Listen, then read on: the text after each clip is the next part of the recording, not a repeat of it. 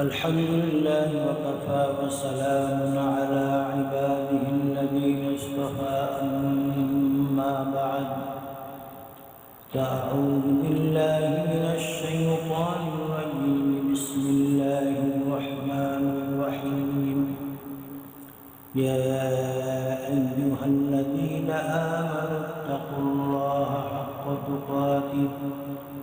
حق تقاته ولا تموتن إلا وأنتم مسلمون وقال سبحانه وتعالى والذين جاهدوا فينا لنهدينهم سبلنا وإن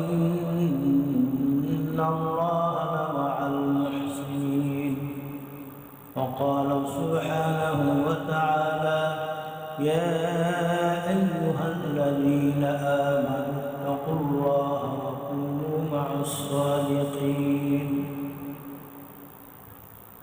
وقال النبي صلى الله تعالى عليه وسلم الدين والنصيحة وقال النبي صلى الله تعالى عليه وسلم المجاهد من جاهد نفسه أو كما قال صلى الله تعالى عليه وسلم أستغفر الله الذي لا إله إلا هو الحي القيوم وأتوب إليه اللهم مغفرتك أوسع من ذنوبي ورحمتك أرجع عندي من عملي اللهم إنك عفو كريم تحب العفو فاعف عنا اللهم صل على محمد وعلى آل محمد كما صليت على إبراهيم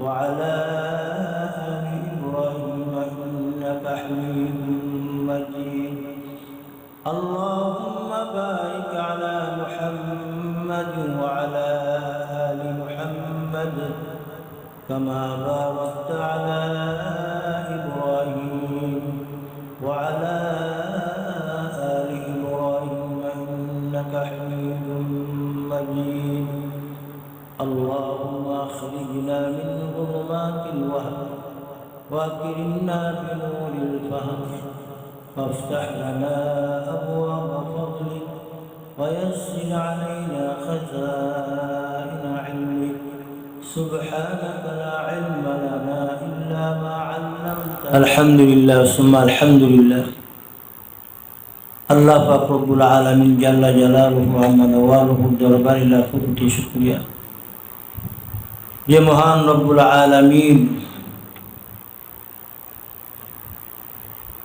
আমাদেরকে এমন এক মোবারক বরকতময় মজলিসে আসার এবং বসার তৌফিক দান করেছেন যে মজলিসের সম্পর্ক সরাসরি আল্লাহ পাক রব্বুল আলামিনের সাথে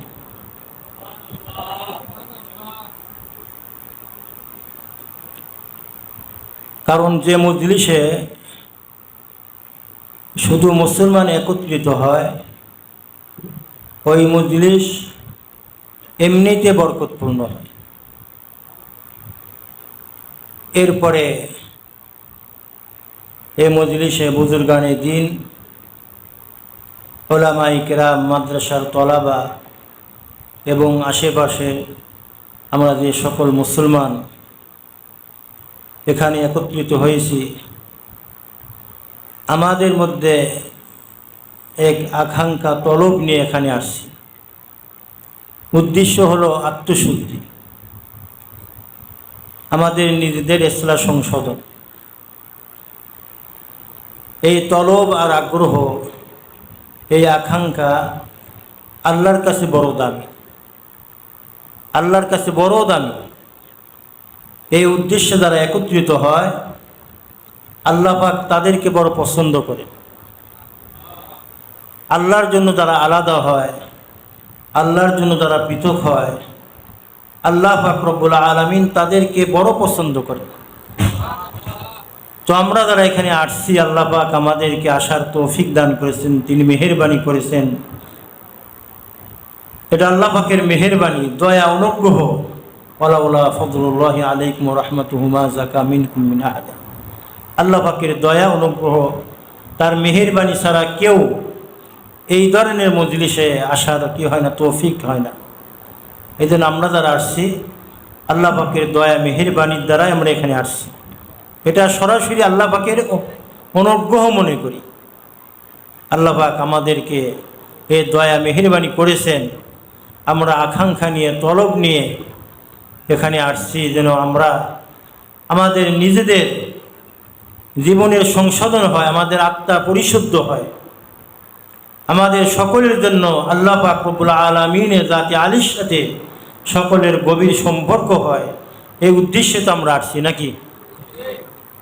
আমাদের সম্পর্ক আল্লাহ পাকের সাথে হয়ে যায়, এই উদ্দেশ্যে আমরা এখানে আসছি। আমরা যে এখানে উদ্দেশ্য নিয়ে আসছি এবং তলব নিয়ে, আকাঙ্ক্ষা নিয়ে আসছি, ওই তলব আর আকাঙ্ক্ষা হলো আমাদের আত্মশুদ্ধি হয়, আমাদের দিলের আত্মার ইসলাহ হয়, সংশোধন হয়। এর জন্য আমাদের কি করণীয়? আমাদের প্রথম কাজ কি? আগে আমাদেরকে বুঝতে হবে আমাদেরকে আল্লাহ পাক নিয়ামত দান করেছেন, যে নিয়ামত সম্পর্কে আল্লাহ পাক রব্বুল আলামিন বলেন, ওয়াইন তাউদ্দু নিয়ামাতাল্লাহি লা তুহসুহা। আমি যে নিয়ামত দান করেছি, এই নিয়ামতের গণনা করে কেউ শেষ করতে পারবে না। এত নিয়ামত দান করেছেন। আমি আপনাদের জিজ্ঞাসা করি, এই সারা পৃথিবীতে যতগুলি গাছ আছে, কি বলেন, সারা দুনিয়াতে কি পরিমাণ গাছ আছে? আমাদের দেশে এই গাছের মধ্যে কতগুলি পাতা আছে, ফল আছে, যদি কাউকে জিজ্ঞাসা করা হয় যে গণনা করতে পারবে, আমরা কি বলবো? আমরা কি বলবো? সম্ভব না অসম্ভব? হ্যাঁ, অসম্ভব। আসমানে তারকা কতগুলি, যদি কাউকে জিজ্ঞাসা করা হয় গণনা করতে পারবে, আমরা কি বলবো? আসমান থেকে বৃষ্টি হয়, বৃষ্টির ফোঁটা কতগুলি, যদি কাউকে জিজ্ঞাসা করা হয় যে গণনা করতে পারবে, আমরা কি বলবো? এই জমিনে বালির কোনা কতগুলি, যদি কাউকে জিজ্ঞাসা করা হয় যে গণনা করতে পারবে, আমরা কি বলবো? আল্লাহু আকবার। এক বুজুর্গ বলেন যে সারা পৃথিবীতে কতগুলি গাছ আছে, গাছের পাতা, আসমানে কতগুলি তারকা আছে, জমিনে বালির কোনা কতগুলি আছে, আসমান থেকে যখন বৃষ্টি হয় সে বৃষ্টির ফোঁটা কতগুলি, এগুলি একটি শেষ সংখ্যা আছে। কেউ বলেন আছে না নাই? এগুলির কি আছে? যার শেষ আছে সেগুলো গণনা করা যায়। কিন্তু আল্লাহ পাক রব্বুল আলামিন আমাদেরকে যে নিয়ামত দান করেছেন, আসমান আর জমিন, আসমান আর জমিনের মধ্যে যা কিছু আছে, সব কিছুর খালিক মালিক সৃষ্টিকর্তা কে বলেন? আর সব কিছু আমাদের উপকারের জন্য। কি আমাদের এই যে নিয়ামত দান করেছেন, আল্লাহু আকবার, আল্লাহু আকবার।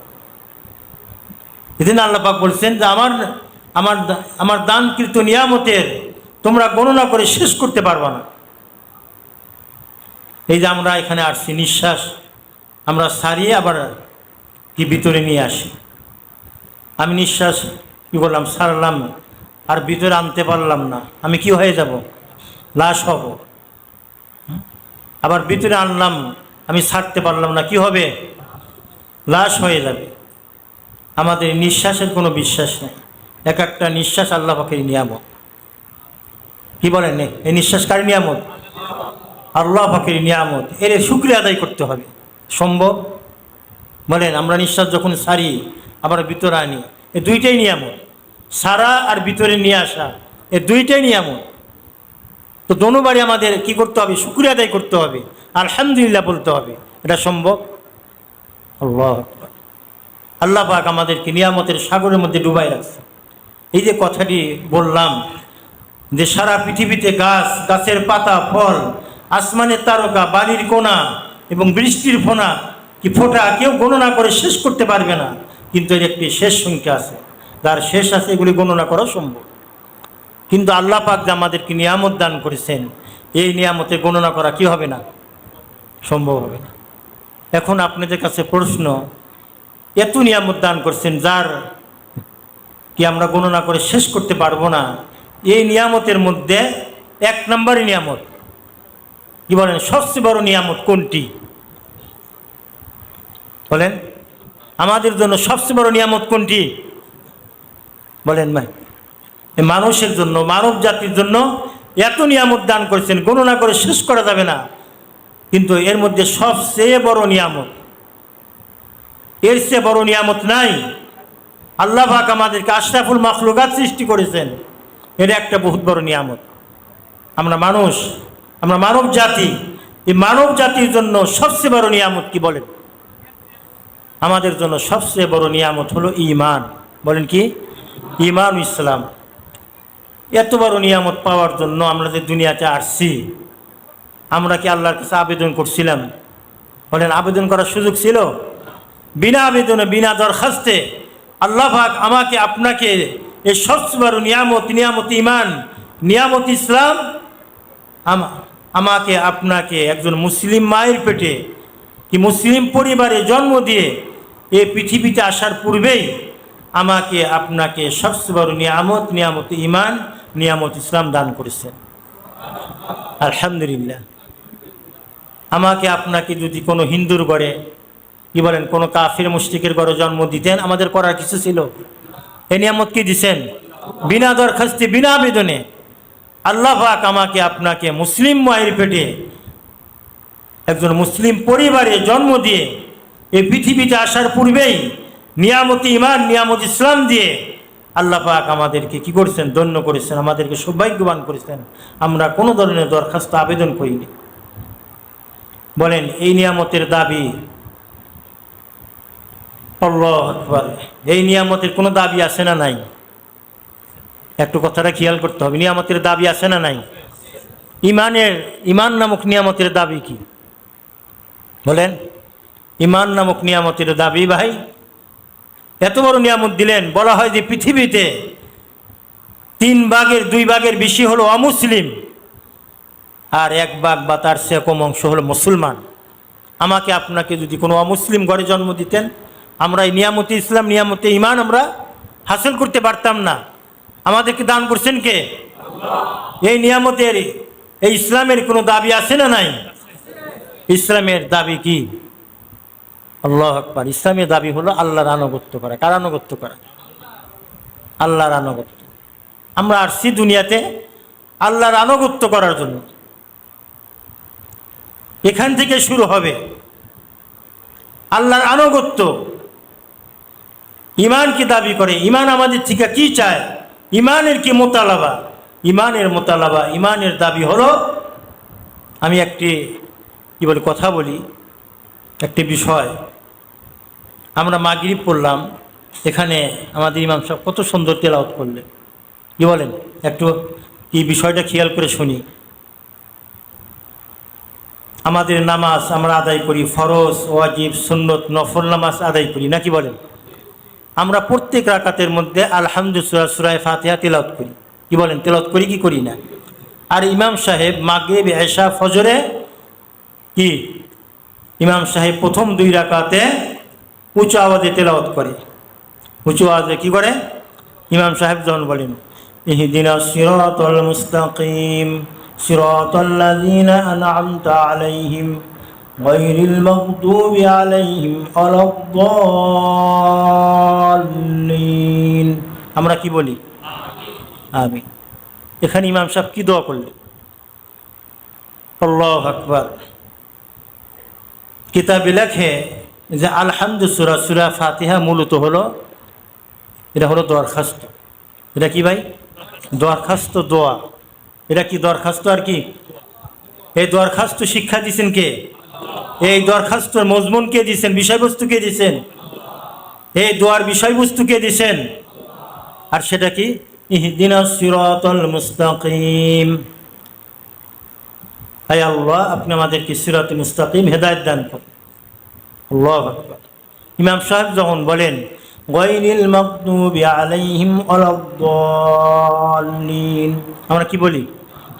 আমিন বলি। আমিন অর্থ কি? আমাদের ইমাম সাহেব যে আপনার কাছে দরখাস্ত করছেন, দোয়া করছেন, আমাদের ইমাম সাহেবের দোয়া দরখাস্ত আপনি কি করেন? আমরা আমিন বললাম। আমিন মানে আমরা স্বাক্ষর করলাম। এই দরখাস্তের মধ্যে আমরা কি করলাম? আমরা কি করলাম? স্বাক্ষর করলাম, আমিন বললাম। আল্লাহ আপনি কবুল করেন। এখানে কি এই দরখাস্তের মধ্যে বিষয়বস্তু কি? হেদায়েত এবং সিরাতে মুস্তাকিম। বলেন হেদায়েত এবং সিরাতে মুস্তাকিম। আল্লাহু আকবার, আল্লাহু আকবার। এই চাওয়া হয়েছে, এই দোয়া করা হয়েছে। আল্লাহ পাক রব্বুল আলামিন বলেন যে তোমাদের ইমাম সাহেব দরখাস্ত আর দোয়া যে আমার কাছে করলো, আর তোমরা সকলে যে আমিন বললা, আমি তোমাদের ইমাম সাহেবের দোয়া দরখাস্ত, তোমাদের আমিনকে আমি কবুল করলাম। আমার কাছে কি চাইছো? আমার কাছে চাইছো হেদায়েত এবং সিরাতে মুস্তাকিম। এখন আসেন, নামাজের মধ্যে কোরআন কারীম তেলাওয়াত করা ফরজ। কি নামাজের মধ্যে কোরআন শরীফ তেলাওয়াত করা কি? এরপরে আলহামদু সূরা তেলাওয়াত করা এরা ওয়াজিব। আলহামদু সূরা তেলাওয়াত করলে ফরজ আদায় হয়। আবার আলহামদু সূরার পরে প্রথম দুই রাকাতে কোরআন কারীম থেকে কোনো সূরা বা অংশ তেলাওয়াত, কোনো আয়াতে কারীম তেলাওয়াত করে, এটা কি? ওয়াজিব। এটাও কি? ওয়াজিব। আল্লাহ পাক বলেন যে তোমাদের ইমাম সাহেবের দোয়া দরখাস্ত, তোমাদের আমিন আমি কবুল করলাম। আমার কাছে কি চাইছো? ইহদিনাস সিরাতাল মুস্তাকিম। তো আমি ইমাম সাহেবের মাধ্যমে বাওয়াসিতা ইমামের মাধ্যমে আমি তোমাদেরকে, ইমাম সাহেব যে আলহামদু সূরার পরে কোরআনে কারিমের কোনো সূরা বা আয়াতে কারিমা তেলাওয়াত করলো, এটা আমার পক্ষ থেকে উত্তর জবাব আমি তোমাদেরকে শোনাই দিলাম যে আমার কাছে যে সিরাতে মুস্তাকিম হেদায়েত চাইছো, ইমাম সাহেবের মাধ্যমে কোরআনে কারিমের ঠিক আয়াতে কারিমা বা কোনো সূরা তিলাওয়াত করায় আমি তোমাদেরকে জানাই দিলাম যে আমার কাছে যে হেদায়েত আর সিরাতে মুস্তাকিম চাইছো, এর জন্য আমি তোমাদেরকে 30 পারা কোরআন দান করলাম। হুদাল্লিল মুত্তাকিন, হুদাল্লিল মুত্তাকিন। আমাদের ইসলাহ হবে, আমাদের সংশোধন হবে যদি আমাদের সম্পর্ক কোরআনের সাথে হয়। কি বলেন? আমাদের সম্পর্ক কিসের সাথে হয়? আমরা এখানে আসছি, উদ্দেশ্য হলো আমাদের সকলের সম্পর্ক কার সাথে হোক? আল্লাহর সাথে। বলেন কার সাথে? আল্লাহর সাথে। আল্লাহর সাথে সম্পর্ক করার জন্য কোনো মাধ্যমের দরকার আছে না নাই? বলেন আল্লাহর সাথে সম্পর্ক করার জন্য মাধ্যমের দরকার আছে না নাই? তো আল্লাহ পাক রব্বুল আলামিনের সাথে সম্পর্ক করার জন্য 1 নম্বর মাধ্যম হলো কোরআন কারীম। এই পৃথিবীর কোনো মানুষ যদি কোরআন কারীমকে বাদ দিয়ে আল্লাহর সাথে সম্পর্ক কায়েম করতে চায়, এখানে উলামায়ে কিরাম আছেন, খোদার কসমকে বললে ভুল হবে না, ওই ব্যক্তি তার সাধনায় কখনো সফল কাম হবে না। আল্লাহর সাথে সম্পর্ক করার জন্য আগে কি করতে হবে? আল্লাহর কোরআনের সাথে সম্পর্ক করতে হবে। বর্তমান মোবাইলের যুগ, কিসের যুগ বলেন? এর মধ্যে নাম্বার কয়টি? বলেন এর মধ্যে নাম্বার কয়টি আছে? 11টি নাম্বার। কয়টি নাম্বার? আমার বড় ভাইজান আসছে, উনি আসবেন। আমাদের নাম্বার 1 থেকে 10 পর্যন্ত এক বরাবর। তো শেষে গিয়ে ওনার হলো 3, ওনার 3, আমার 4। এখন যদি ওনার সাথে কি কথা বলতে চায়, তাহলে শেষে কি করতে হবে? 3 ব্যবহার করতে হবে। আমার সাথে কথা বলতে চাইলে শেষে কি করতে হবে? 4 ব্যবহার করতে হবে। একটি নাম্বার যদি পরিবর্তন করে, আমার সাথে কথা বলতে পারবে বা ওনার সাথে কথা বলতে পারবে? পারবে না। তো ঠিক তদ্রূপ আল্লাহ পাকের শাহী কালাম কোরআনে কারীমকে বাদ দিয়ে পৃথিবীর কোনো মানুষ যদি আল্লাহর সাথে সম্পর্ক তাআল্লুক কায়েম করতে চায়, খোদার কসম সে আল্লাহর সাথে সম্পর্ক করার জন্য যদি সে সাধনা করে, মেহনত করে, কোশিশ করে, চেষ্টা করে, খোদার কসম সে আল্লাহর সাথে সম্পর্ক কায়েম করতে পারবে না। তো আল্লাহর সাথে সম্পর্ক কায়েম করার জন্য কী লাগবে বলেন? কোরআনে কারীম। তো কোরআনে কারীম একটি প্রতিষ্ঠান এখানে প্রতিষ্ঠিত হয়েছে। আল্লাহ পাক কবুল করে। আপনারা এই প্রতিষ্ঠানের সাথে জড়িত নাকি? বলেন যারা এই প্রতিষ্ঠানের সাথে জড়িত হবে কি তাদের সম্পর্ক আল্লাহর কোরআনের সাথে হবে, আর যাদের সম্পর্ক আল্লাহর কোরআনের সাথে হবে কি হবে? তাদের সম্পর্ক কার সাথে হবে? বলে আল্লাহর সাথে হবে। আল্লাহু আকবার। কোরআনে কারীমের সাথে 4টা আমল। এখন এই কোরআনের মাধ্যমে আল্লাহর সাথে সম্পর্ক হবে 1 নম্বর মাধ্যম। আগে তো কোরআনের সাথে সম্পর্ক করতে হবে নাকি? বলেন আগে কিসের সাথে সম্পর্ক করতে হবে? কোরআনের সাথে। তো কোরআনের সাথে আমাদেরকে 4 ধরনের সম্পর্ক করতে হবে। কয় ধরনের? অর্থাৎ কোরআনের সাথে 4টি আমল। কয় আমল? কি বলেন? কোরআনের সাথে কয় আমল? 4 আমল। 1 নম্বর আমল হলো আমাদেরকে কোরআনে কারিম বিশুদ্ধভাবে তেলাওয়াত শিখতে হবে। এটা হলো 1 নম্বরের আমল। এটা কি 1 নম্বরের? 1 নম্বর কি বলেন? মাখরাজের সাথে, সিফাতের সাথে, তাজবিদের সাথে কোরআনে কারিমের তেলাওয়াত আমাদেরকে নাজেরা, যাকে বলে দেখা তেলাওয়াত করা, সকলের জন্য এটা ফরজ। কি বলেন? সকলের জন্য কি? হুজুর বলতেছিলেন, আমাদের আফজাল সাহেব হুজুর, যেখানে কোরআনে কারিমের মস্ক হয়, এখানে কি হয়? কোরআনে কি হয়? আমাদের যদি কোরআন শুদ্ধ না থাকে আল্লাহর সাথে সম্পর্ক হবে না। 1 নম্বর হলো কি করতে হবে? কোরআনের সাথে কি প্রথম আমল হলো বিশুদ্ধ তেলাওয়াত করা। কি করা? বিশুদ্ধ কি করা? তেলাওয়াত করা। ইসলামের জন্য কি বলেন? গুরুত্বপূর্ণ 3টা আমল। আল্লাহ পাক বলেন, উতলু মা উহিয়া ইলাইকা মিনাল কিতাব। 1 নম্বর হলো তেলাওয়াতে খোদাবন্দি। আল্লাহ নিজে বলছে ইসলামের জন্য 1 নম্বরে কি করতে হবে? কোরআনে কারিমের তেলাওয়াত করতে হবে। আল্লাহওয়ালা হওয়ার যে গুণ, ইসলাহের যে গুণ, 1 নম্বর গুণ হলো আমার কি করতে হবে? কোরআনে কারিমের তেলাওয়াত বিশুদ্ধ করতে হবে। কারণ পৃথিবীতে আল্লাহু আকবার, আমাদের দেহের খোরাক, আমাদের শরীরের খোরাক, দেহের খোরাক, আমরা রোজানা, আমরা প্রতিদিন দিনে কয়বার খাই বলেন? 3 বার, কমপক্ষে কয়বার খাই?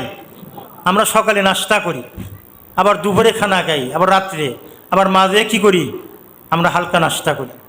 আমাদের দেহের খাদ্যের জন্য আমরা বড় সচেতন, কিন্তু আত্মার রুহের খাদ্যের জন্য আমাদের কোনো কি নাই? আমাদের কোনো, আল্লাহু আকবার, আমাদের মধ্যে কোনো সচেতনতা নাই। আর আমাদের রুহের খাদ্য কি, এগুলো তো আমরা জানি না।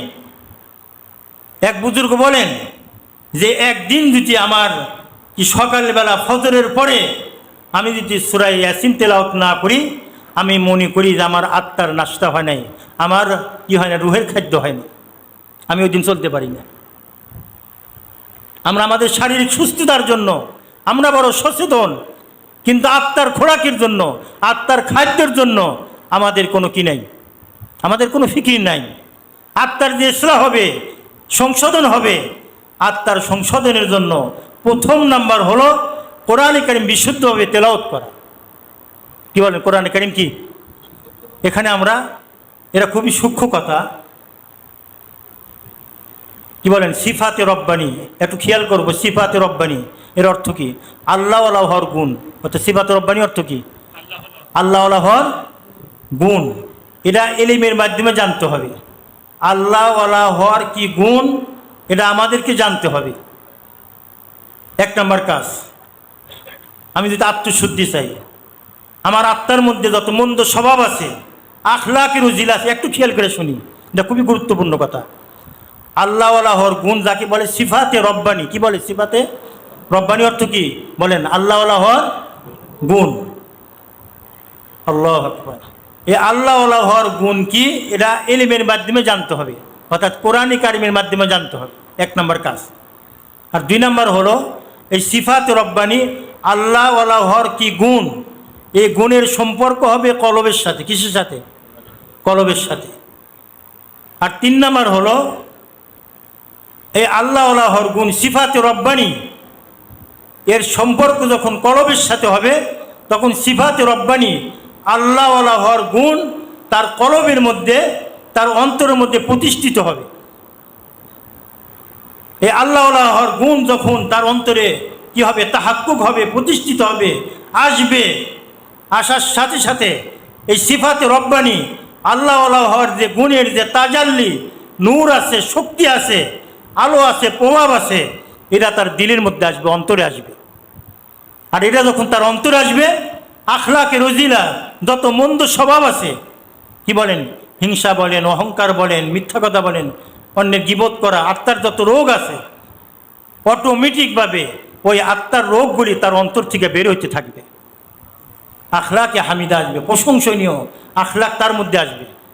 তার আত্মা কি হবে? মুজাক্কা হবে, তার আত্মা মুসাফা হবে, পবিত্র হবে, স্বচ্ছ হবে, আখলাকে হামিদা আসবে।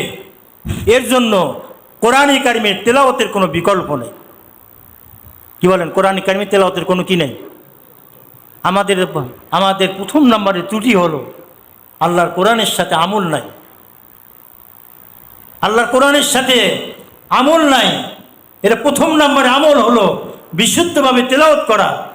আমরা যে ইমামের কি অনুসরণ করি, ইমাম আবু হানিফা রহমতুল্লাহ আলাইহি, উনি সারা জীবনে 70,000 বার কোরআন খতম করছেন। ওনার রগ রিসার মধ্যে কি যে কোরআনে নূর ঢুকে গেছে। এদিন ইমাম আবু হানিফা রহমতুল্লাহ আলাইহি ওনার জবান দ্বারা যা বের হইতো কি হইতো, প্রত্যেকটা মাসলা হইতো।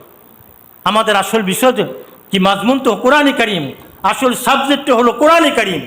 তো কোরআনের সাথে প্রথম নম্বরের আমল মাখরাজের সাথে, সিফাতের সাথে, তাজবিদের সাথে কি করতে হবে, পুরুষ আর মহিলা সকলকে বিশুদ্ধ তেলাওয়াত আর নাজেরা সহি করা, এটা ফরজ আইন। এরা 7 বছর আগে শিখতে হবে। কি করতে হবে? 1 নম্বর কাজ কি বলেন? কি কোরআনের সাথে প্রথম আমল হলো বিশুদ্ধ তেলাওয়াত। আল্লাহু আকবার। আল্লাহ পাক বলেন, ওয়াইযা কুরিআল কুরআনু ফাসতামিউ লাহু ওয়া আনসিতু লাআল্লাকুম তুরহামুন। একজন তিলাওয়াত করে না, তিলাওয়াত শুধু শোনে। ফাসতামিউ লাহু ওয়া আনসিতু লাআল্লাকুম তুরহামুন।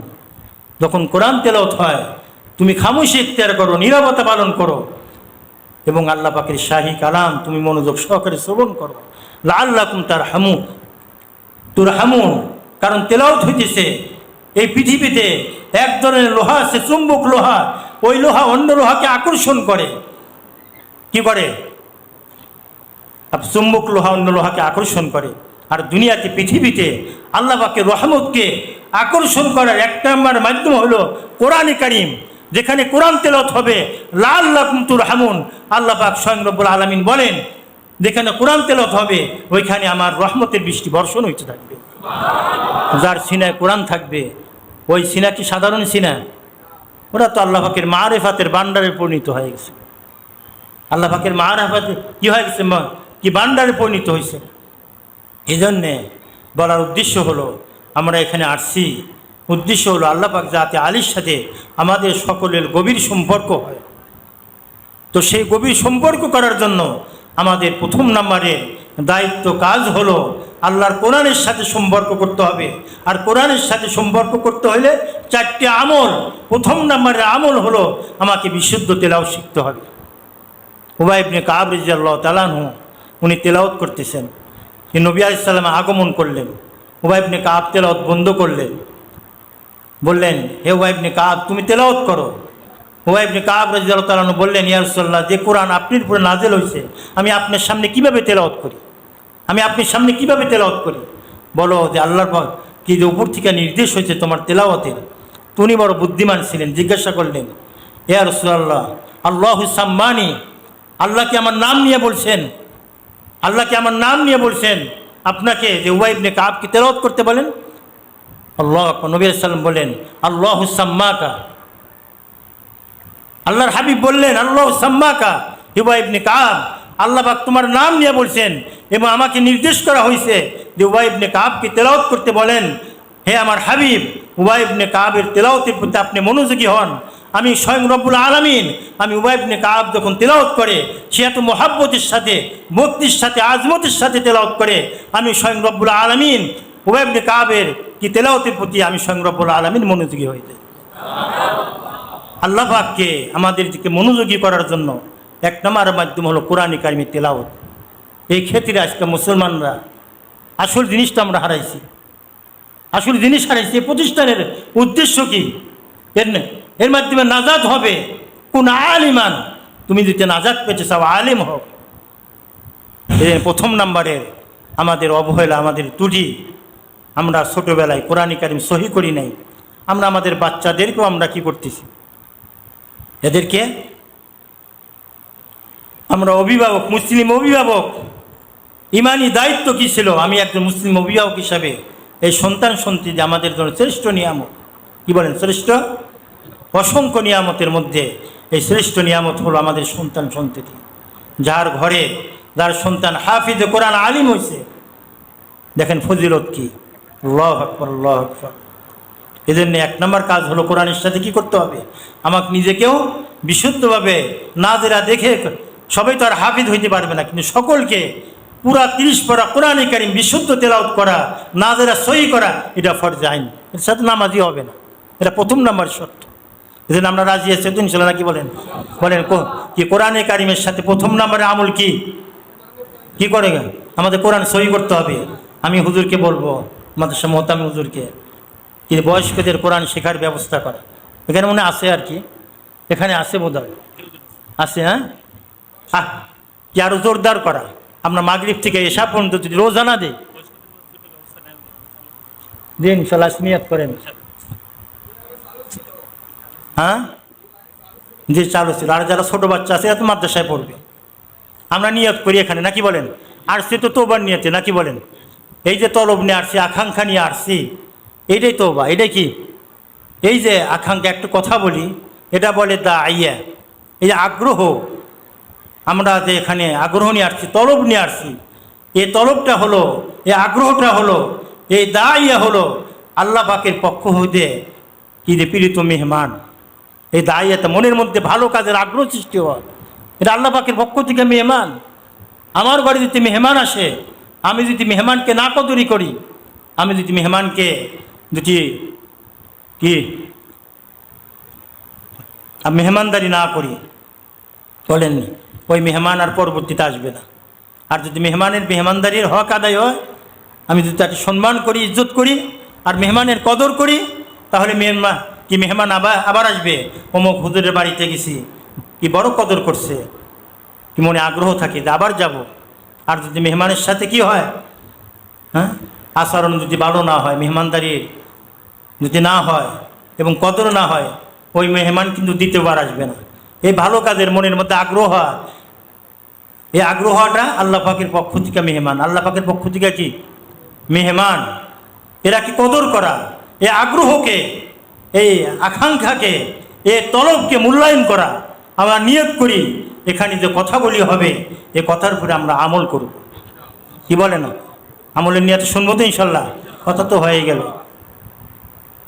আল্লাহ এখানে আসার উদ্দেশ্য, 1ম পদক্ষেপ, আমরা যদি সংশোধন চাই, 1ম পদক্ষেপ হবে কি বলেন, 1ম পদক্ষেপ করতে হবে আমাদের খাঁটি তওবা। বলেন কি? আমি এই সম্পর্কে দিয়ে একটু কথা বলবো। আমরা এখানে আসছি ইসলাহের জন্য, সংশোধনের জন্য, ভালো হওয়ার জন্য, এবং ভালো হওয়ার আকাঙ্ক্ষা নিয়ে, তলব নিয়ে, আগ্রহ নিয়ে। এখন ভালো হইতে চাইলে আমাদের 1ম পদক্ষেপ, 1ম করণীয় কাজ হলো কি করতে হবে, আমাদেরকে খাঁটি তওবা করতে হবে। শুধু তওবা না, কি করতে হবে বলেন? আমাদের কি করতে হবে? খাঁটি তওবা। কি করতে হবে বলেন? আবার বলেন, খাঁটি তওবা। আবার বলেন, কি করতে হবে? আল্লাহু আকবার। তো খাঁটি তওবার জন্য 4টি শর্ত। কয়টি শর্ত বলেন? আবার বলেন, খাঁটি তওবার জন্য কয়টি শর্ত? 4টি শর্ত। 1 নম্বর শর্ত হলো, আমি যে গুনাহ থেকে তওবা করব, ওই গুনাহ ছেড়ে দিতে হবে। কি বলেন? আমি যে গুনাহ থেকে তওবা করব, ওই গুনাহ কি করতে হবে? 1 নম্বরে নিয়ত করতে হবে। 2 নম্বর হলো, আমি যে অতীতে করছি, এই করার কারণে আমার মধ্যে অনুশোচনা, আমার মধ্যে কি অনুশোচনা, ভালো হওয়ার অনুশোচনা। হাদিস শরীফে আসছে ঘটনা, একজন কি করছে, 99 জনকে হত্যা করছে। এক খ্রিস্টান পণ্ডিতকে জিজ্ঞাসা করছে, অনেককে জিজ্ঞাসা করছে, ভালো হওয়ার ব্যবস্থা আছে? আমি 99 জনকে হত্যা করছি, কয় না। পরে ওই কী করছে, খ্রিস্টান পণ্ডিতকে কি হত্যা করছে। এখন কতজন হইল? 100। তারপরে তার মধ্যে ভালো হওয়ার আগ্রহ। পরে শেষ পর্যন্ত একজন ভালো লোক পাইছে, বলছে, তুমি তোমার 100 জন হত্যা করছে, এত বড় পাপ, এটাও আল্লাহ পাক মাফ করতে পারেন যদি তুমি ভালো লোকের সাথে সম্পর্ক করো। যদি ভালো এলাকায় যাও, অমুক এলাকায় ভালো লোক আছে, আল্লাহওয়ালা আছে, ওখানে যাও। সে শোনার পরে যাত্রা শুরু করছে। তো মধ্যপথে সে আজরাইল ইসলামের সাথে সাক্ষাৎ হয়। তো দেখা মাত্রই কি হই, সে বেহুশ হয়ে পড়ে যায়। কি বেহুশ হয়ে পড়ে যায় আজরাইল ইসলামকে দেখার পরে। আবার হুশ আসছে, আসার পর উঠতে পারে না। এ বুক ঘষে, হাঁটু ঘষে ঘষে ওই বালু এলাকার দিকে আগ্রহ কি হয়েছে, অগ্রসর হয়েছে। এরপরে সে মারা যায়। তার আত্মা নেওয়ার জন্য আযাবের রহমতের ফেরেশতা আসছে, কি ঝগড়া করতেছে। আযাবের ফেরেশতা বলে, 100 জনকে হত্যা করছে। আর রহমতের ফেরেশতা বলে 100 জনকে হত্যা করলেও সে ঘর থেকে ভালো হওয়ার উদ্দেশ্যে বের হয়েছে, তোবার উদ্দেশ্যে বের হয়েছে, তার আত্মা আমি গ্রহণ করব। এই দুই ফেরেশতা ঝগড়া। আল্লাহ পাক এই সিদ্ধান্ত দেওয়ার জন্য আর একজন তৃতীয় ফেরেশতা পাঠাই দিয়েছেন। উনি এসে বলতেছে ঝগড়ার প্রয়োজন নাই, সে এই ব্যক্তি যেখানে মারা গেছে তো দোনো দিকে মাপ দেয় দেখো, অর্থাৎ যেখান থেকে তার ঘর থেকে কি সে কত দূর আসছে, আর যেখানে মারা গেছে এখান থেকে ওই বালু এলাকার কত দূর। পরে মাপ দেয়, দেখা গেল সে আজরাইল ইসলামকে দেখার পরে বেহুশ পড়ে গেছে, হুশ ফিরে আসছে। এই হুশ ফেরার পরে তার জীবনের শেষ মুহূর্ত বলতে চেষ্টা করছে, বুক বসে হাঁটু বসে বসে সে বালু এলাকার দিকে অগ্রসর হয়েছে। কি রহমতের ফেরেশতা ফয়সালা দিছে, তার আত্মা রহমতের ফেরেশতা গ্রহণ করবে। দেখেন 100 জনকে হত্যা করার পরে সে কি হয়েছে, যে খাঁটি তোবা লাগবে। কি লাগবে বলেন? হ্যাঁ, খাঁটি তোবার জন্য 1 নম্বর শর্ত কি বলেন? কি বলেন? আমি যে গুনার জন্য তোবা করবো ওই গুনাহ কি করতে হবে? আল্লাহ বলছেন কি, ইয়া আইয়ুহাল্লাযীনা আমানু তুবু ইলাল্লাহি তাওবাতান নাসুহা। কি বলেন? আমাদের হাফিজুর রহমতুল্লাহ বলতেন যে আমি তোবার ডাক দিছি, তাওবাতান না, খাঁটি তোবা। তো খাঁটি তোবার জন্য 1 নম্বর শর্ত কি, আমি যে গুনার জন্য তোবা করবো এই তোবা কি এই গুনাহ ছেড়ে দিতে হবে। আর 2 নম্বর অতীতে হয়েছে তার জন্য কি এই অনুশোচনা। 100 জনকে হত্যা করার পরেও তার মধ্যে অনুশোচনা আসছে, আল্লাহ পাক তার কি করে তোবাকে কবুল করছেন। 3 নম্বর শর্ত হলো আমি ওই গুনাহ ভবিষ্যতে করব না। আমি ওই গুনাহ ভবিষ্যতে কি করব না, করব না। কি ভাইতে 3 নম্বর শর্ত কি, আমি ওই গুনাহ কি ভবিষ্যতে আর করব না। আর 4র্থ নম্বর শর্ত হলো এই গুনাহ যদি কোনো বান্দার সাথে আমি কারো হক নষ্ট করে থাকি, তো কাউকে কষ্ট দিয়ে থাকি, তার থেকে ক্ষমা নিতে হবে, তার হক আদায় করতে হবে। এই 4টা শর্তের সাথে যদি কেউ তওবা করে, আল্লাহ রসুল বলেন আত-তাইবু মিনাজ যামবি কামাল্লা যামবা লাহু। এই গুনার থেকে যদি কেউ তওবা করে সে এমনভাবে নিষ্পাপ হয়ে যায়, সে নবজাত শিশুর মতো হয়ে যায়, সে যেন কোনো গুনাহই করেনি। কি বলেন? তো তওবার জন্য কয়টা শর্ত বললাম? 1 নম্বর শর্ত কি বলেন? এটা সবাইকে 1 নম্বর শর্ত কি? হ্যাঁ, 1 নম্বর যে গুনার জন্য তওবা করবো ওই গুনাহ ছেড়ে দিতে হবে। আর 2 নম্বরে অনুশোচনা। 3 নম্বর আমি আর ভবিষ্যতে করব না। আর 4র্থ নম্বর এই গুনার যদি সম্পর্ক কোনো বান্দার সাথে হয়, কাউকে আমি কষ্ট দিয়ে থাকি, কারো হক কি আমি নষ্ট করে থাকি, কারো মাল আত্মসাৎ করে থাকি, ওই হক আদায় করতে হবে, তার থেকে ক্ষমা নিতে হবে। এই 4টা শর্তের সাথে যদি তওবা করে, এই তোবাকে বলা হয়েছে তাওবাতান নাসুহা, খাঁটি তোবা। এই তোবার মাধ্যমে কি মুহূর্তের মধ্যে সে নিষ্পাপ হয়ে যাবে। কি হয়ে যাবে? আমরা তোবা আমরা এই ধরনের নিয়াত করি। এটা হল 1 নম্বরের কথা। এরপর 2 নম্বর হলো তোবা হলো 2 প্রকার। তোবা কয় প্রকার? ভাই খেয়াল করতে, তোবা কয় প্রকার? আবার বলেন, তোবা কয় প্রকার? 1 নম্বর হলো এটাকে বলে এজমালি তোবা, আর একটা হলো তাফসিলি তোবা। এজমালি তোবা কাকে বলে?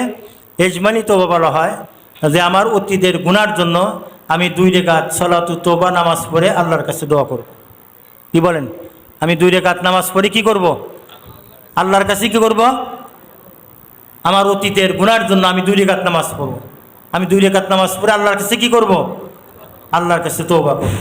আল্লাহর কাছে আমার গুনার ক্ষমার জন্য আমি দোয়া করব। এটা হলো কি বলেন? সংক্ষিপ্ত তওবা বলে। এটা কি বলে?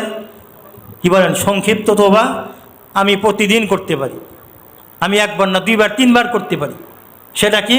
যে আমি 2 রাকাত সালাতু তোবা নামাজ পড়ে আল্লাহর কাছে অতীত গুনার জন্য আমি কি করব?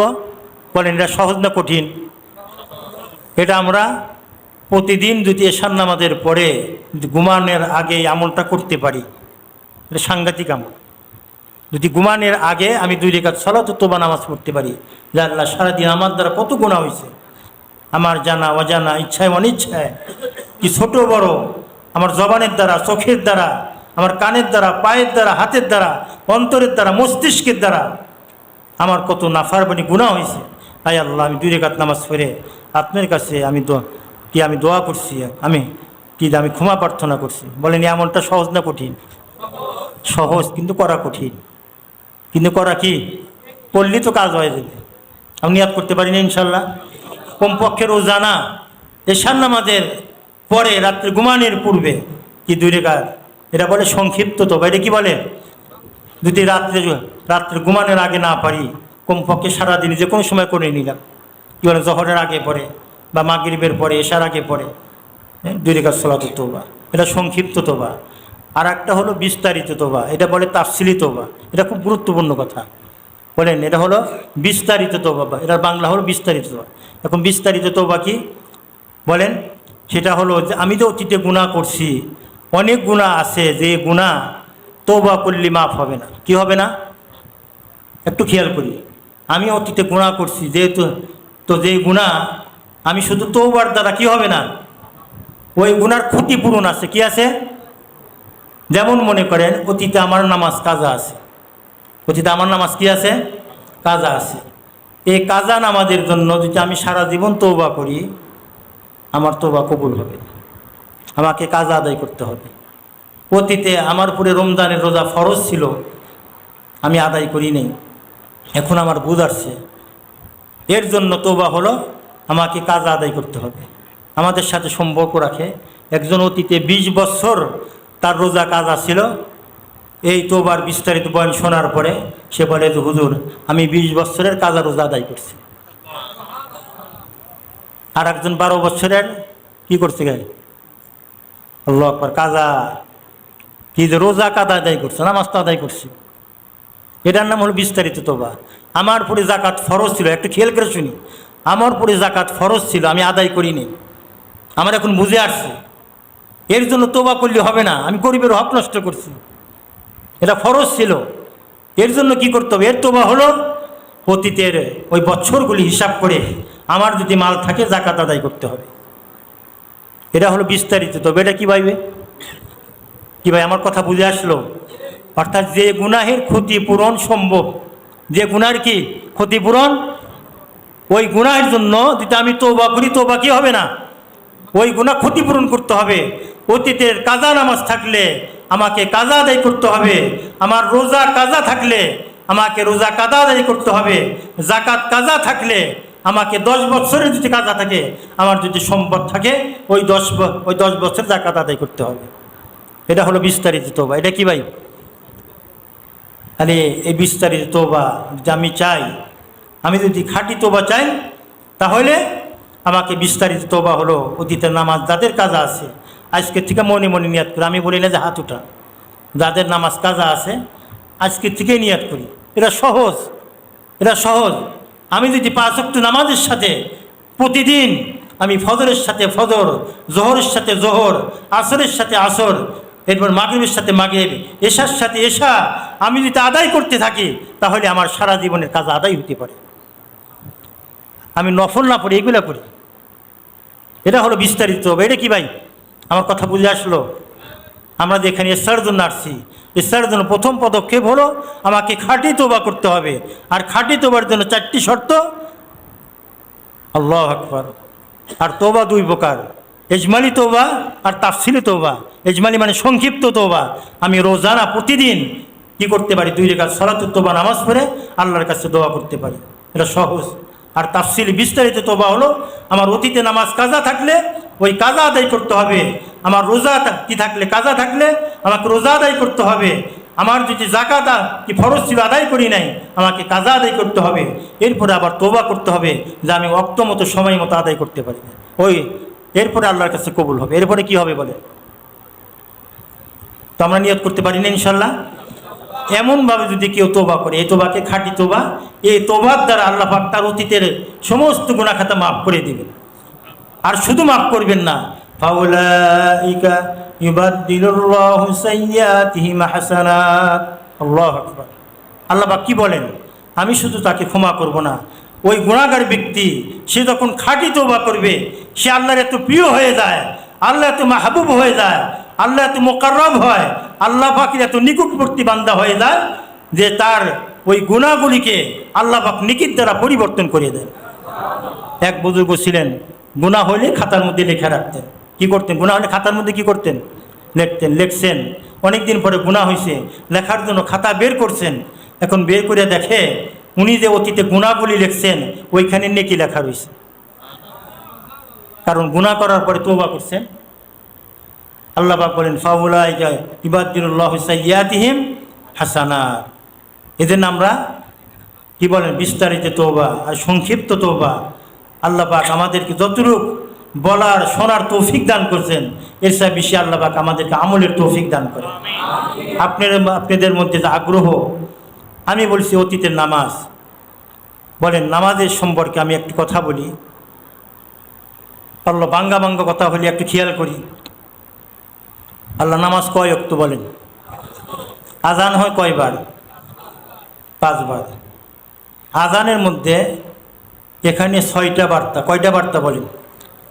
আজানের মধ্যে 6টা পয়গাম, এখানে 6টা বার্তা আল্লাহ পাকের পক্ষ থেকে বার্তা আসে। আল্লাহ পাক সংবাদ দেন, খবর দেন। আল্লাহ পাক কি দেন? এখানে সুসংবাদ দেন, বাশারাতু উজমা। 1 নম্বর বার্তা হলো আল্লাহু আকবার, আল্লাহু আকবার। সবাই বলেন আল্লাহু আকবার, আল্লাহু আকবার। এটা হলো 1 নম্বর বার্তা, আল্লাহ সবচেয়ে বড়। এই আওয়াজ যখন আসবে, প্রথম বার্তা, এখানে প্রথম পয়গাম, আল্লাহ সবচেয়ে বড়। হে জগতের মানুষ, হে মুসলমান, হে ইমানদার, আল্লাহু আকবার এই আওয়াজ যখন আসছে, তো মুয়াজ্জিন হলো আল্লাহর প্রতিনিধি, আল্লাহর নায়েব। আল্লাহ সরাসরি ডাক দিলে আমরা বরদাস্ত করতে পারতাম না, মুয়াজ্জিনকে আল্লাহ প্রতিনিধি বানাইছেন। এই মুয়াজ্জিনের মাধ্যমে আল্লাহ পাক এলান করে দিয়েছেন, ঘোষণা করে দিয়েছেন আল্লাহু আকবার, আল্লাহু আকবার। প্রথম পয়গাম, আল্লাহ সবচেয়ে বড়।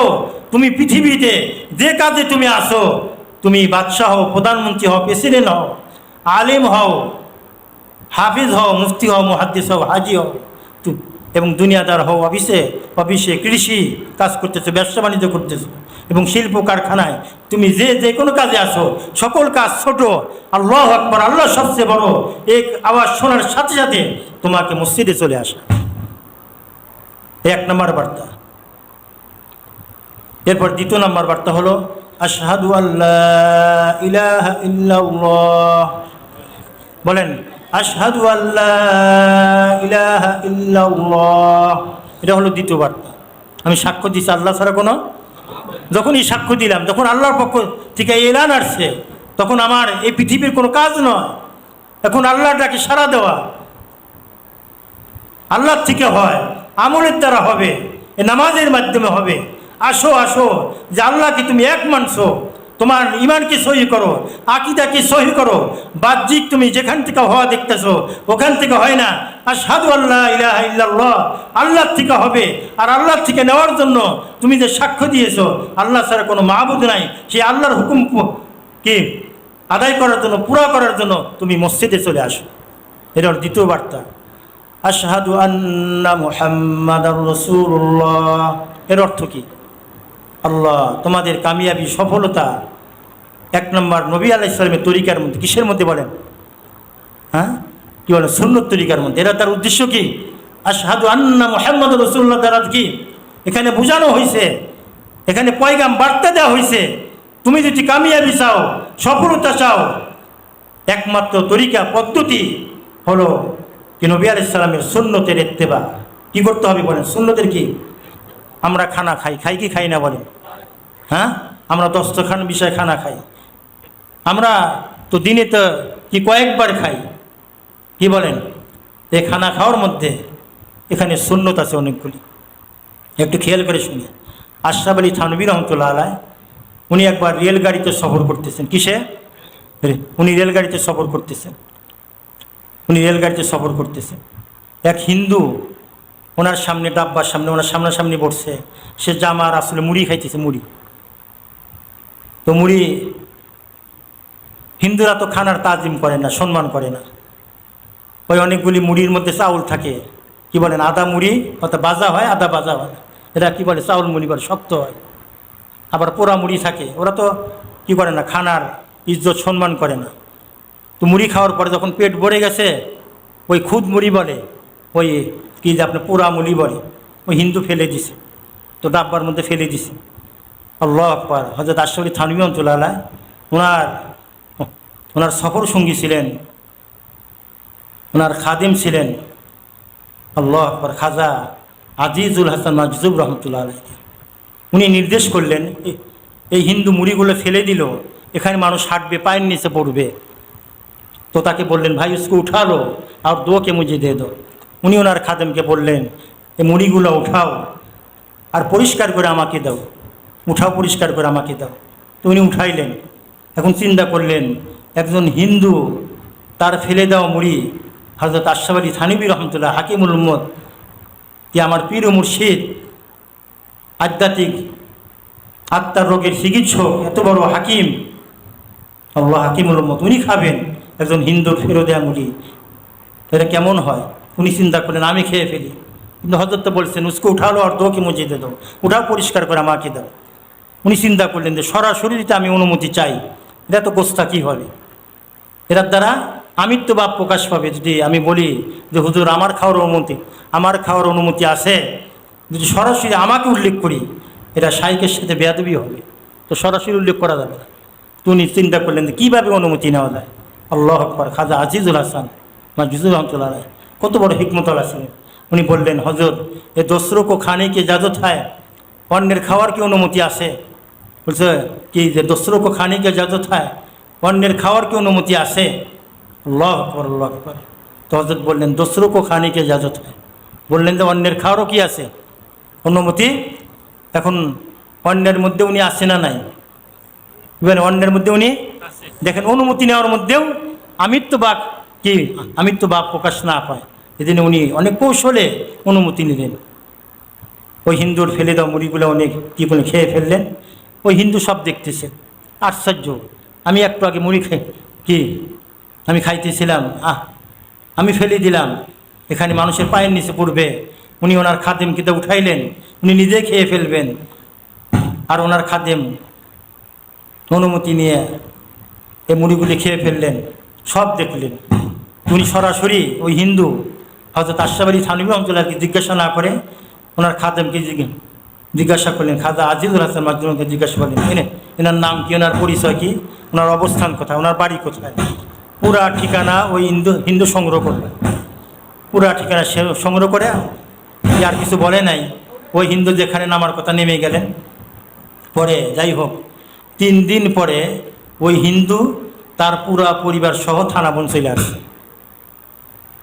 ওই হিন্দু কি 3 দিন পরে তার পরিবার সহ কোথায় চলে আসছে? থানাবন চলে আসছে। এসে বলতেছে, হুজুর অমুক দিন 3 দিন আগে আপনার সাথে সফর করতেছিলাম, আমি মুড়ি খাইতেছিলাম, ফেলে দিলাম, আপনার খাদেম থেকে এটা উঠাইলেন, আপনি খেয়ে ফেলবেন। আপনার খাদেম আপনার থেকে অনুমতি না খেয়ে ফেললো।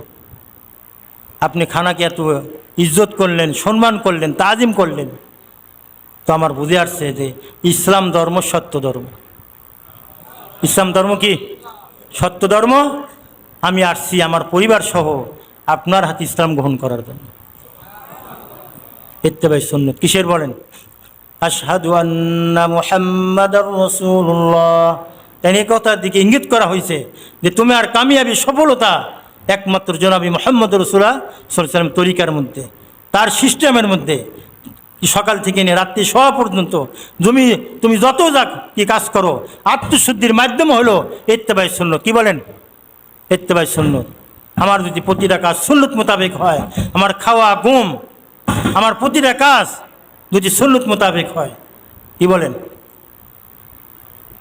আবার শোনা যায় নাকি? হ্যাঁ, আমাদের এক দোস্ত বললেন, উনি পাকিস্তানে তাবলিগে উনি সাল লাগাইতেছিলেন, আমরাও সালে চলতেছিলাম। তো উনি কারগুজারি শোনাইলেন। উনি কারগুজারি শোনায় জামাত না চলতেছিলেন ট্রেনে, রেলগাড়িতে। তো পাঠান এক ভাই, তো ট্রেন খুব দ্রুত চলতেছিল, ভাই মাইক ডিস্টার্ব। তো উনি ওই থুতু ফেলার জন্য উনি কী করে জানালাতে মাথা বের করে দিছে, অর্থাৎ থুতু ফেলার জন্য মাথা জানালাতে বের করছে। তো বাতাসে টুপিটা নিয়ে গেছে। বাতাসে কি? তো প্রত্যেকটা ডাব্বার মধ্যে কি আছে? চেন আছে না? চেন। তো ওইখানে মূল্য লেখা আছে 300 টাকা বা ওই আপনার 250 টাকা, এরকম মূল্য লেখা আছে। এখন কত লেখা আছে জানি না আর কি। তো মূল্যবান কোনো জিনিস যদি পড়ে যায় আর ট্রেন চলতে থাকে, ওই চেন টানার কি আছে, নির্দেশ আছে।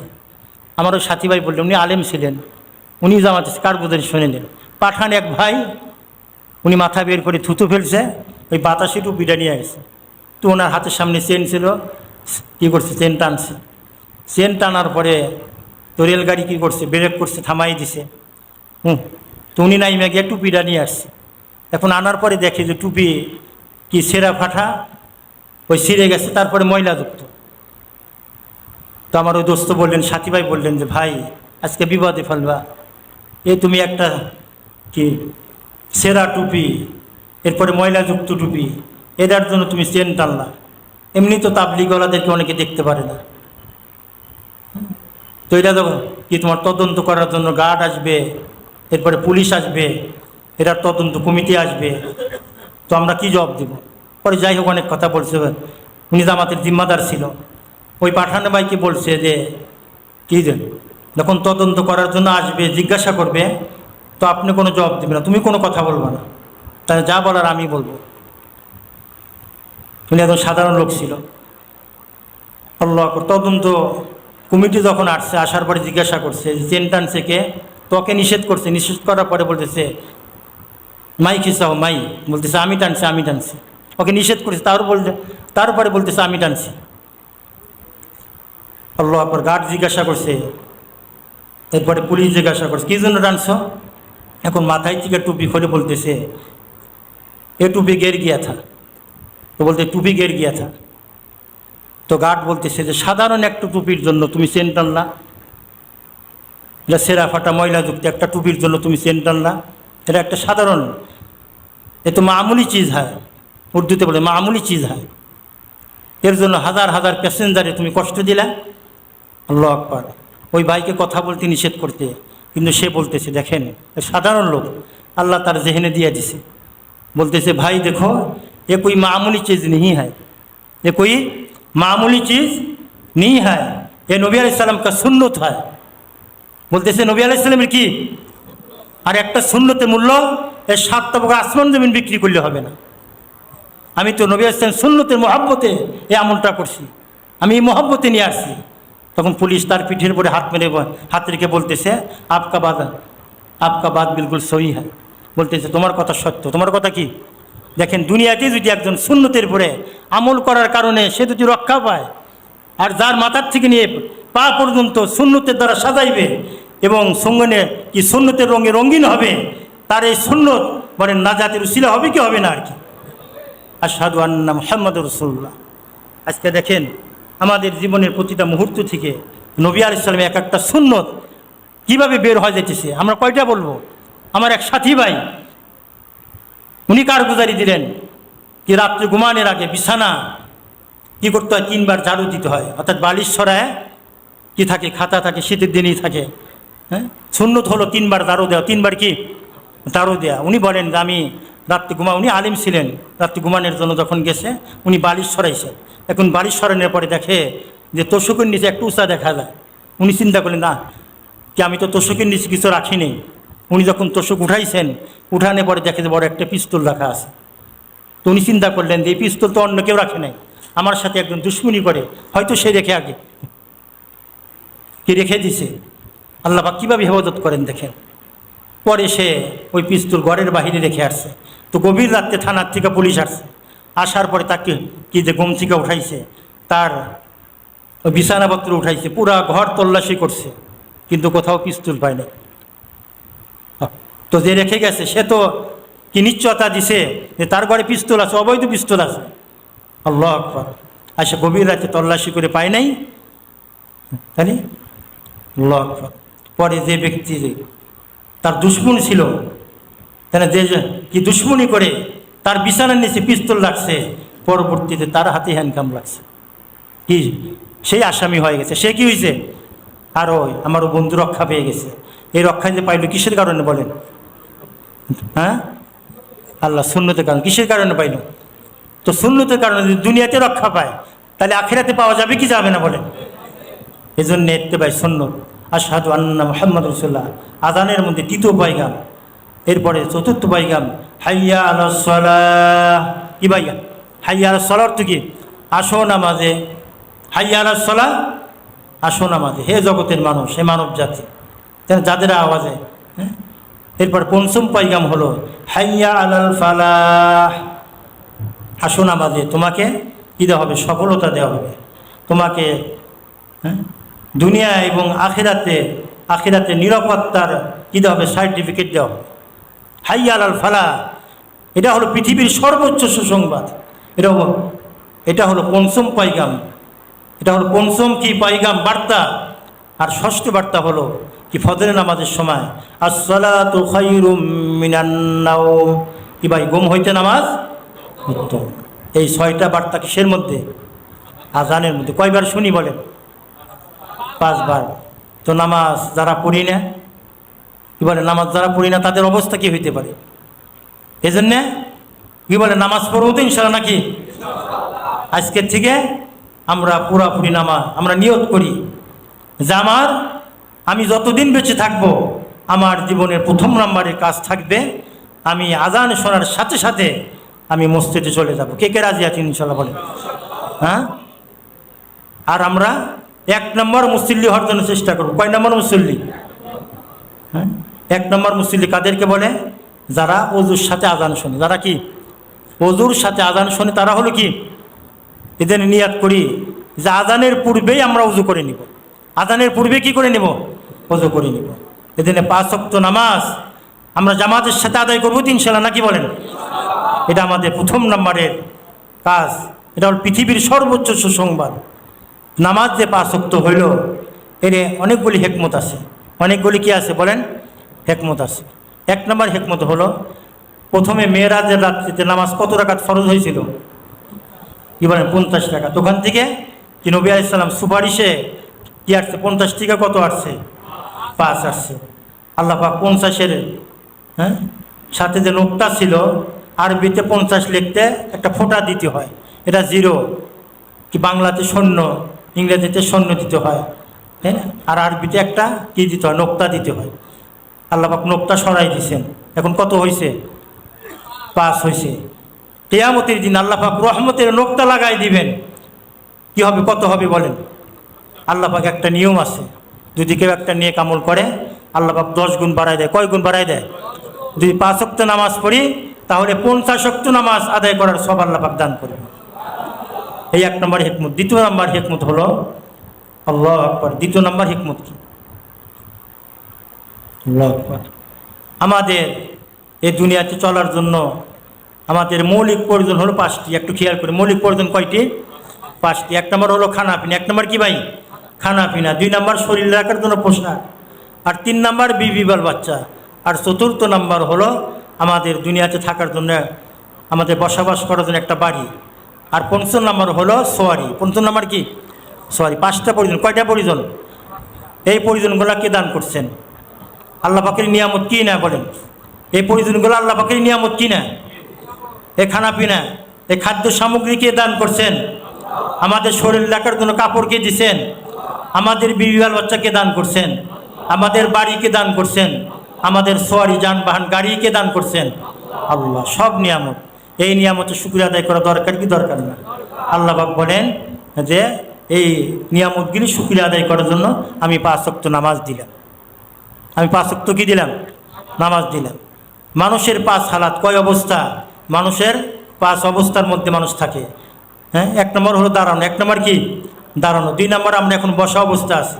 আর 3 নম্বর শোয়া। আর 4র্থ নম্বর জাগ্রত। আর 5ম নম্বর হলো ঘুমন্ত অবস্থা।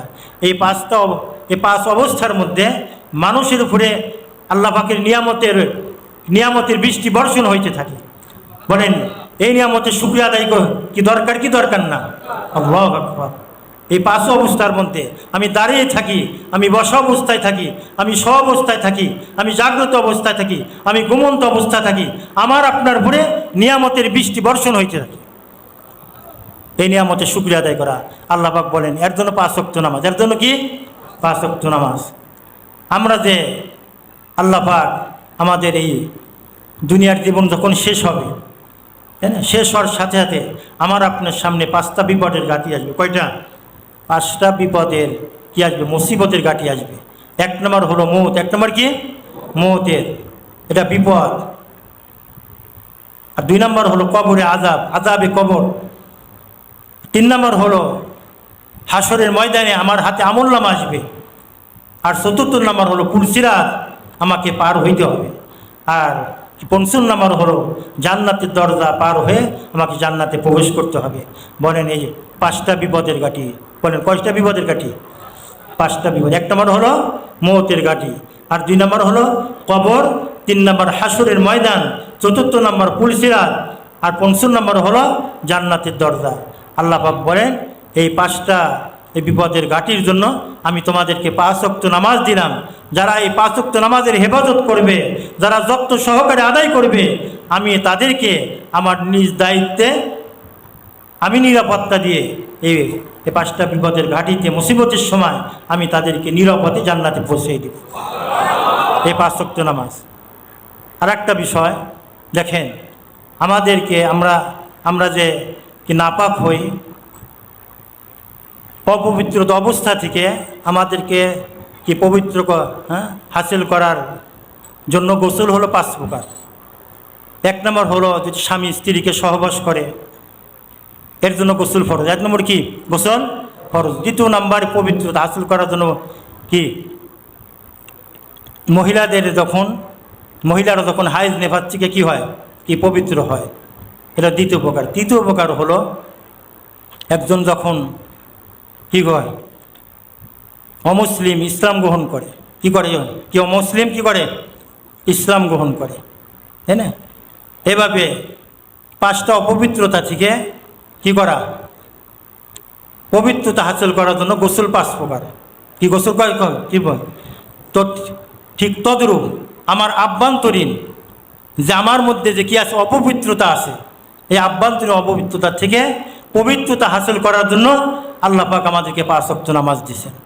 হাদিস শরীফে আসছে, বুখারী শরীফের হাদিস, কি কারো ঘরের সামনে যদি একটা নহর থাকে, যদি পুকুর থাকে, ওই পুকুরে নহরে যদি সে দিনে 5 বার কি করে গোসল করে, তার কি বলেন শরীরে কোনো ময়লা আবর্জনা থাকবে? কি বলেন কোনো ময়লা থাকতে পারে? ঠিক তদ্রূপ একজন ব্যক্তি যদি দিনে 5 বার 5 ওয়াক্ত নামাজ আদায় করে, তার আভ্যন্তরীণ তার বিতর্কত অবস্থা যত নাপাকি আছে আল্লাহ পাক সমস্ত নাপাকির থেকে আল্লাহ পাক তাকে পবিত্রতা দান করবেন। এজন্যে 8টা হিকমত বয়ান করছে, আমি সবগুলো বললাম না এখন। 8টা হিকমত যে 5 ওয়াক্ত নামাজ কী জন্য, তো সবচেয়ে বড় গুরুত্বপূর্ণ বিষয় হলো যেখানে আমাদের যে 5টা বিপদের ঘাঁটি মৌত, কবর, হাসর, পুলসিরাত আর জান্নাতের দরজায় আল্লাহ পাক বলেন যারা 5 ওয়াক্ত নামাজের ইহতিমাম করবে, যত্ন সহকারে আদায় করবে, আমি তাদেরকে নিরাপত্তা দিয়ে জান্নাতে পৌঁছাই দিব। আল্লাহ পাক আমাদেরকে নামাজের ইহতিমাম করার তৌফিক দান করে। নামাজ আকবরুল ইবাদা, কি সবচেয়ে বড় ইবাদত। আমার শেষ কথা, নামাজের কি ব্যাপারে যখন কথা বলতেছি, একজন যদি মুসলমান, একটু খেয়াল করে শুনি, যদি কোনো মুসলমান বিনা ওজরে বিনা কারণে যদি নামাজ যদি সে কাজা করে, বিনা কারণে যদি নামাজ কাজা করে, 4 জন ইমাম, কয়জন ইমাম? ইমাম আবু হানিফা, ইমাম শাফি, ইমাম আহমদ বিন হাম্বল, ইমাম মালিক রাহিমাহুল্লাহ তাআলা, এই 4 জনের ইমামের কী অভিমত? তো ইমাম আহমদ বিন হাম্বল, ইমাম শাফি, ইমাম মালিক রহমতুল্লাহ আলাইহ, এই 3 জন ইমাম বলেন একজন মুসলমান যদি বিনা কারণে নামাজ নষ্ট করে, নামাজ না পড়ে, নামাজ কাজা করে, ওনাদের নির্দেশ হলো যে তাদেরকে হত্যা করা। কি করা? একটু খেয়াল করে শুনুন, তাদের অভিমত কি? হত্যা করা। ইমাম আহমদ বিন হাম্বল তিনি বলেন যে শুধু হত্যা করা না, যে মুসলমান বিনা কারণে নামাজ ছেড়ে দিবে তাকে শুধু হত্যা করা হবে না, হত্যা করার পরে তার গোসল হবে না, তার কাফন হবে না, তার জানাজা হবে না, তাকে মুসলমানদের কবরস্থানে দাফনও করা হবে না। নাউজুবিল্লাহ। ইমাম আবু হানিফা বলেন, কি বলেন, কত শক্ত কথা। ইমাম আবু হানিফা রহমতুল্লাহ আলাইহির অভিমত যে তাকে জেলখানার মধ্যে বন্দি করে রাখা। কি জেলখানার মধ্যে কি করে রাখা? বন্দি করে রাখা। এবং রোজানা তাকে এই পরিমাণ কি করা, তাকে মারধর করা, তাকে শাস্তি দেওয়া, হাত্তা ইয়াতুবা আও ইয়ামুতা, হয় সে কি করবে, সে তওবা করবে, আর অন্যথায় না হলে সে এই শাস্তির মাধ্যমে তার একদিন মৃত্যু হবে। দেখেন ইমাম আবু হানিফা রাহমাতুল্লাহ আলাইহি অভিমত কত সুন্দর।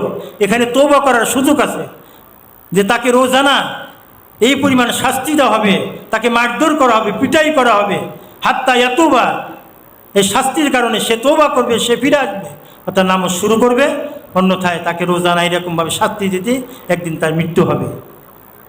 ইমাম আবু হানিফা রাহমাতুল্লাহ অভিমত কত সুন্দর, এখানে তওবা করার সুযোগ আছে। এরপরে এখানে ফিরে আসারও তৌবা আছে। এই জন্য নামাজ 5 ওয়াক্ত আমরা জামাতের সাথে আদায় করবো ইনশাল্লাহ, নাকি বলেন? আমরা নিয়াত করি আমাদের পরিবারে কোনো বেনামাজি না থাকে। কি বলেন, নিয়াত করতে পারি না ইনশাল্লাহ? আমাদের পরিবারে কোনো বেনামাজি না থাকে। আজকের থেকে নিয়াত করি এক ওয়াক্ত নামাজ কাজা করা। নামাজ হলো আকবরুল ইবাদত। আমার আখিরি এই কথা হযরত अल्लाह पर यूसुफ रहमतुल्लाह बोलें, अल्लाह की कुदरत से बारह रास फ़ायदा हासिल करने के लिए इस उम्मत को नमाज का अमल दिया गया। আল্লাহ পাকের কুদরত থেকে সরাসরি উপকৃত হওয়ার জন্য আল্লাহ পাক এই উম্মতকে নামাজ দিয়েছেন। উনি বলেন, सर से लेकर पाँव तक अल्लाह की रज़ा वाले मखसूस तरीका पर अपने को पाबंदी के साथ इस्तेमाल करना। মাথার থেকে নিয়ে পা পর্যন্ত নিজেকে আল্লাহ পাকের সন্তুষ্টি মোতাবেক নামাজের মধ্যে যদি কেউ ব্যবহার করে, আর দিলের মধ্যে যদি তার একই কথায় এই ইয়াকিন থাকে, বিশ্বাস থাকে আল্লাহ, আর যদি শতভাগ আল্লাহর প্রতি তার কি থাকে, ধ্যান থাকে, এরকম নামাজ পড়ে যখন সে সালাম ফিরাইবে, এক নম্বর ফায়দা কি হবে? সালাম ফিরানোর সাথে সাথে আল্লাহ পাক তার অতীতের সমস্ত গুনাহ খাতা মাফ করে দিবে। আল্লাহ পাক তাকে আনুগত্য করার তৌফিক দান করবেন। আর 3 নম্বর হলো আল্লাহ পাকের কুদরত দ্বারা তার সমস্ত জরুরতকে, তার সমস্ত প্রয়োজনকে আল্লাহ তাআলা পুরা করে দিবে। আল্লাহ পাক এই মজলিসকে আল্লাহ তাআলা কবুল করে। আমরা সকলে নিয়াত করি যে কথাগুলি হয়েছে আমাকে আমল করার তৌফিক দান করেন, এবং আমরা আমাদের কি পরিবারের সদস্য যারা আছে কি সবাইকে নামাজের কথা আমি এই জন্য বলতেছি। দেখেন যে 7 বছর বয়সে নামাজের হুকুম, আর নামাজ ফরজ হয় 15 বছর বয়সে বালিগ হওয়ার পরে। মাঝখানে 8 বছর নামাজের সব কিছু ফরজ ওয়াজিব সুন্নত সব কিছু শিখবে, যাতে নামাজ ফরজ হওয়ার পরে এই 8 বছর প্রশিক্ষণ হবে, যাতে করে নামাজ ফরজ হওয়ার পরে এক ওয়াক্ত নামাজ কাজা না হয়, এবং কোনো মুসলমানের সন্তান যেন বেনামাজি না থাকে, এবং কেউ যেন বেনামাজি হয়ে দুনিয়ার থেকে না যায়। আমাদের যদি কি শতভাগ যদি নামাজে হইতে পারি, আমাদের বাকি সময়গুলো ইন্না সলাতা তানহা আনিল ফাহশাই ওয়াল মুনকার, আল্লাহ পাক বলছেন এই নামাজ তোমাকে সমস্ত গুনাহ থেকে হেফাজত করবে, অশ্লীল কাজ থেকে তোমাকে বিরত রাখবে। আল্লাহ পাক ওই ধরনের নামাজ আদায় করার তৌফিক দান করেন। আল্লাহ পাক আমাদের এই মজলিসকে কবুল করেন। যারা শরীক হয়েছে এখানে, তো বিশেষ করে হযরত মাওলানা আফজাল উনি ওনার ছেলে যখন ভর্তি করছিলেন আমাদের ওখানে ছিল, তো এর আগের থেকেও সম্পর্ক। উনি বড় মুজাহিদ হিম্মতওয়ালা মানুষ, আমাদের সাথে অনেক দিন থেকে যোগাযোগ রাখে এই মজলিসে আসার জন্য। তা আমরা বলছি যে আমাদের তো সেই যোগ্যতা নাই, যাব উদ্দেশ্য হলো কি যারা উপস্থিত হবে তার থেকে একটা দোয়া নেওয়ার জন্য, কি খায়র বরকত নেওয়ার জন্য আসছি এখানে। এই উদ্দেশ্যে যে আলোচনা করার উদ্দেশ্য এটা না যে আমার মধ্যে জিনিসগুলো আছে, আলোচনা করার উদ্দেশ্য যেন আমরাও যেন আমল করতে পারি। কি যে আলোচক এবং যারা এখানে উপস্থিত হয়েছে, যারা শুনছি, সবাইকে এই কথাগুলোর সঠিক বুঝ এবং আমল করবার তৌফিক দান করেন। এ মজলিসকে আল্লাহ পাক কী করেন, আল্লাহ পাক বলেন শতভাগ কবুল করেন, এবং কবুলে কি যে সিফাতে কবুলিয়াতের সাথে আরও আল্লাহ পাক এই মজলিসকে কায়েম ও দায়েম রাখেন, এবং যারা এর আয়োজন করছেন আল্লাহ পাক তাদেরকেও কী করেন বেহতারিন জাযায়ে খায়র দান করেন, এবং এই মজলিস যে প্রতি মাসে হয় এলাকাবাসীর জন্য এবং